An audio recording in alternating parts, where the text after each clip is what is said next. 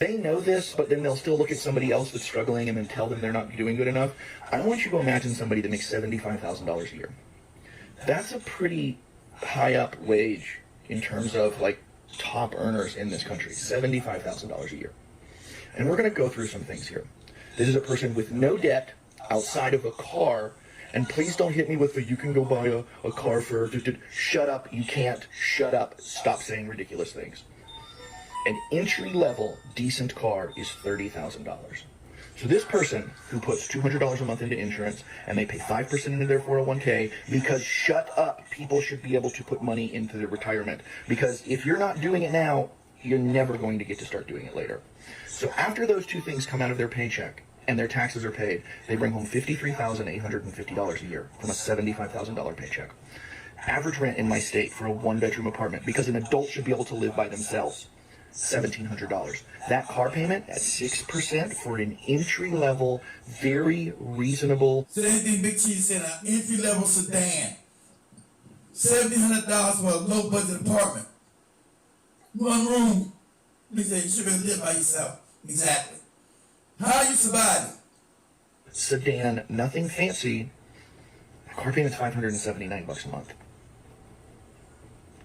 Car insurance, $240 or so a month for a lot of vehicles in this day and age. You're a young person, you've got a nice job, but the insurance companies still want to screw you over. Food, you only cook at home. You never ever go out. Yeah, just cooking at home. Guys, what I said, just cooking at home. Boy, I told you about 5 things over $100 a week.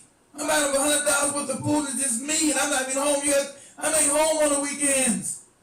I get home about some on the weekends over $100 every weekend. And so that's like $400 to $500 a month for 2 damn days I'm home. How are people surviving out here, man? It's absolutely crazy to me.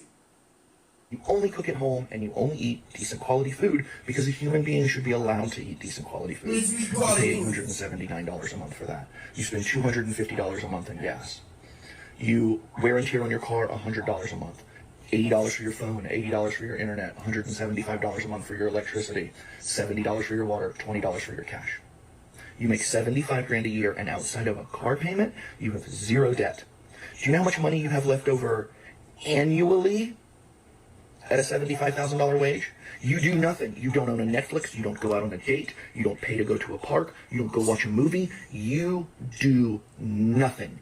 If you can't find it on the internet for free, you don't get to do it. If you can't cook it at home for your $800, you don't get to do it. You have $3,700 left over annually. That's like $320 a month. And there's going to be, well, that's $300. Shut up. Shut your stupid, contrarian, edgelord mouth.